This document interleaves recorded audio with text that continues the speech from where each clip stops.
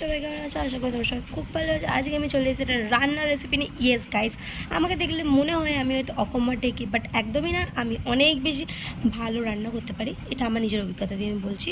তো যাই হোক, ভাট না বকে চলো ভিডিওটা শুরু করা যাক। প্রথমে আমি আলু পটল রান্না করার জন্য প্রথমে আলুটাকে নুন হলুদ দিয়ে ভেজে নিলাম। দেন তারপর আমি একটা বাটির মধ্যে লঙ্কা গুঁড়ো, জিরে গুঁড়ো, হলুদ গুঁড়ো, নুন সব কিছু দিয়ে একটা মশলা বানিয়ে নিলাম।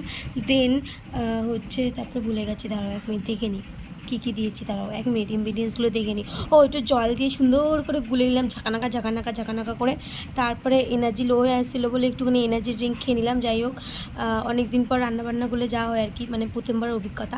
তারপরে আমি একটুখানি পটলগুলোকে লাল লাল লাল লাল লাল লাল করে ভেজে নিলাম। গাইস দেখো, এইভাবে রান্না করতে হয়, ঠিক আছে? এক হাত দিয়ে ফোন ধরতে হয়, এক হাত দিয়ে রান্না করতে। যাই হোক, ভাট বকছি বেশি। এবার পটলগুলো লাল লাল হয়ে ভেজে আসলে পটলগুলোকে টুং করে থালার মধ্যে তুলে নেবা। তুলতে গিয়ে যদি পড়ে যায়, কর্তৃপক্ষ দেয় না। তারপরে এর মধ্যে আমি গোটা শুকনো লঙ্কা দিয়ে দিলাম। শুকনো লঙ্কাগুলো দেখি কি ঝাঁজ, বাবারে আমার মতো ছ্যাদ করে উঠলো। যাই হোক, তারপরে এটাকে ভালো করে ঝাঁকানা করে নাড়িয়ে নেওয়ার পর কেটে রাখা পেঁয়াজ টমেটোগুলোকে সুন্দর করে ওর মধ্যে দিয়ে দিলাম। দিয়ে আবার একটু ঝাঁকানাকা করে ভালো করে ওটাকে লাল লাল করে ভেজে নিলাম। লাল লাল করে ভেজে গেলে ওর মধ্যে যেই পেস্টটা বানিয়ে রেখেছিলাম আদা রসুন পেঁয়াজ, সেটা ভালো করে দিয়ে দিলাম। যাই হোক, এটাকে ঝাঁকানা করে মশলাটাকে ভালো করে ঘুরতে হবে। ঘোটা হয়ে গেলে ওর মধ্যে দিয়ে দেবো আমি ওই করে রাখা মশলাটা। যাই হোক, তার মধ্যে এই যে স্পেশাল আমার সিক্রেট মশলা, ঠিক আছে? তোমরা দেখে নাও। আজকে আমি সব রান্নায় কম বেশি ঝাল আর নুনটা দিই।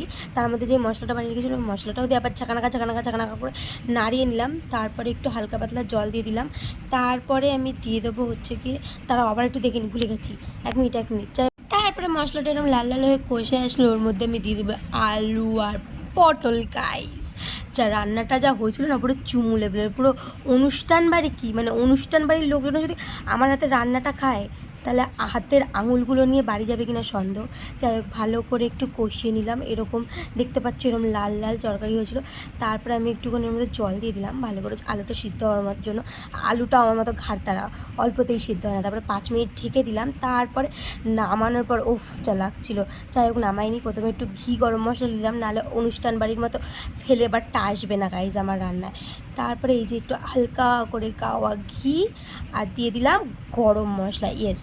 তারপরে আবার একটু খুঁটিনাটি করে এটাকে আমি ভালো করে নাড়াতে থাকবো, যাতে সব আলু পটলের মধ্যে এই স্মেলটা চলে যাক। আর আমার রান্নার গন্ধে শুনে আমার বাড়িতে একটা ভালো একটা মানে ছোচা লোক আছে, তো সে প্রথমেই চলে এসেছিলো টেস্ট করতে। তাকেও দেখাবো অবশ্যই গাইজ, তার মুখটা রিভিল করবো হতে পারে।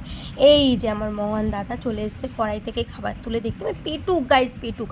আর দেখো জাস্ট তরকারি কালারটাও দেখে লোভ লাগছে না, কিছু করার নেই। লোভ দিলেও এখন আমার আর পেটে ব্যথা হবে না, কারণ অলরেডি এটা আমার পেটে চলেও গেছে, আমার বেরিয়েও গেছে।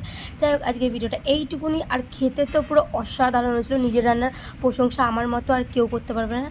যাই হোক, আজকে ভিডিওটা এইটুকুনি। যদি সবার ভালো লাগে, অবশ্যই ভালো লাগবে আমার ভিডিও, তাহলে আমার চ্যানেলটাকে সাবস্ক্রাইব করে দিও। Thanks for watching guys, bye bye.